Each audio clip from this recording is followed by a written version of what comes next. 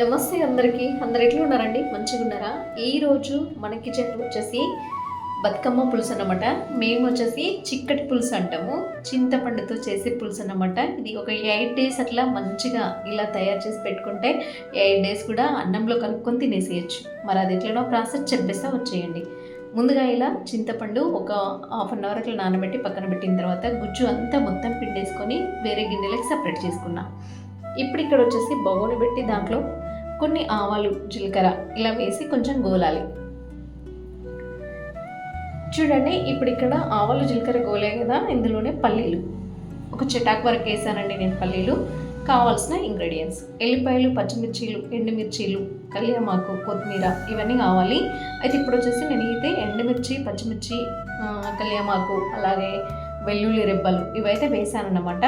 ఇందులో టేస్ట్ మాత్రం చాలా బాగుంటుందండి, అమృతంలాగా ఉంటుందన్నమాట. కలుపుకొని తింటే అబ్బబ్బబ్బ టేస్ట్ అద్దరిపోతుంది. ఇంకా అమ్మమ్మలు చేసే స్టైల్లోనే ఇంకా అప్పటి నుంచి నాకు ఇదే అలవాటు అయిపోయింది. ఇట్లానే ట్రై చేస్తాను అనమాట నేను కూడా కొత్తగా కొంచెం పాతకాలం పద్ధతిలోనే బాగుంటాయి నాకు. అయితే ఇక్కడ కొంచెం పసుపు వేసి కలిపి మంచిగా అన్ని గోలిన తర్వాత మనం తీసి పక్కన పెట్టుకున్న జ్యూస్, ఇది గుజ్జు ఉంది కదా, ఇది వేసేయాలి. చింతపండు రసం వేసి మంచిగా ఒకసారి బాగా ఇట్లా మరగనివ్వాలి. ఇక్కడ కొంచెం సాల్ట్ టేస్ట్కి సరిపడా, అయితే ఒక 2 స్పూన్ల కారం వేయాలి. కొంతమంది ఏం చేస్తారంటే పచ్చిమిర్చితోనే ఉడికిస్తారు, అట్లా కాదు, టేస్ట్ అస్సలు ఉండదు. ఇట్లా మంచి డిఫరెంట్ టేస్ట్ రావాలి అని అంటే ఈ ప్రాసెస్లో ట్రై చేయండి, మస్తు మంచి టేస్ట్ వస్తుంది అనమాట. ఇట్లా కారం వేసిన తర్వాత కొంచెం కొత్తిమీర ఆకు వేసుకొని ఇందులోనే కొంచెం వాసన కోసం అండి కళ్యామాకు కూడా వేయాలి. వేసి ఇట్లా ఒక పొంగు వచ్చేంత వరకు ఉడికించాలి. చూడండి, ఇప్పుడు ఇందులో కొంచెం హోల్ గరం మసాలా అంటే ధనియాల పొడి కానీ ఏదైనా వేయచ్చు, వేసి చేసుకోవచ్చు, బాగుంటుంది.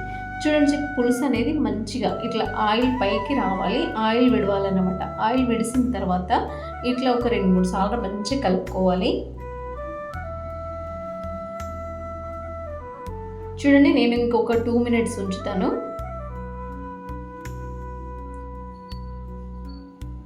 ఇక్కడ వచ్చేసి చూడండి, ఒక్కసారి అయితే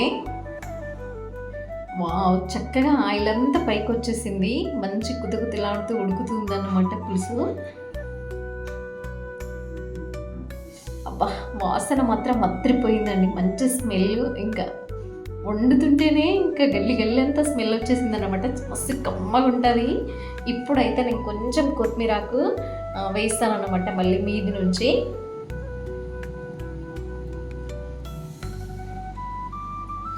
అబ్బబ్బబ్బా, ఇక్కడ చూడండి, ఉప్పు కారాలు అయితే సూపర్గా కరెక్ట్గా పట్టినాయి అన్నమాట, ఏం లోటు లేకుండా అన్నీ కరెక్ట్గా వచ్చేసినాయి.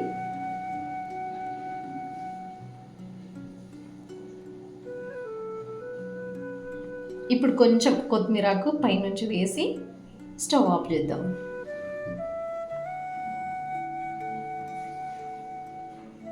చూడండి, నేనైతే కొత్తిమీరాకు వేసి ఇంకా స్టవ్ అయితే ఆఫ్ చేస్తున్నా. ఫినిషింగ్ అయిపోయింది. చూడండి, చిక్కగా అంతగానం పెట్టాం కదా మనం, చిక్కగా దగ్గరికి రావాలి ఇలా. మరి ఈ పులుసు, చిక్కటి పులుసు వీడియో మీకు నచ్చితే like and share, subscribe. Please like చేయండి, షేర్ చేయండి.